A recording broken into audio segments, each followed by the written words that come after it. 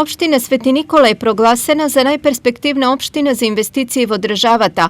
Изборот е направен од страна на Меѓународниот економски форум Перспектив со седиште во Дубровник и независниот меѓународен комитет Global Local, кој го сочинуваат 18 експерти од 9 земји од областите на економијата, маркетинг, менаџмент, финансии, социологија, предприемништво, право, архитектура, екологија, локален и регионален развој.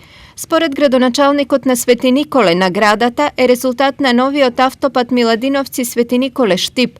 Неговото ставање во функција создава голем број на можности за инвеститорите, кои што добиваат побрз и побезбеден транспорт, а аеродромот во Скопје им е на оддалеченост од помалку од 30 минути. Свети Николе стана интересно за инвестирање во изградба на фотоволтаични централи, односно за производство на зелена енергија. Покрај 50 хектари за фотоволтаични централи, веќе имаме инвеститори од земјава, но и од Германија, Турција и Бугарија, кои што сакаат да инвестираат во изградба на вакви централи на површина од околу 100 хектари. Ние како општина веќе правиме и пренамена на земјиштето од земјоделско во градежно, а станува збор за земјиште кое што е во државна сопственост и од 4-та или 5-та категорија, кој не е атрактивно за земјоделците и со години стои необработено. Информираат од општина Свети Николе.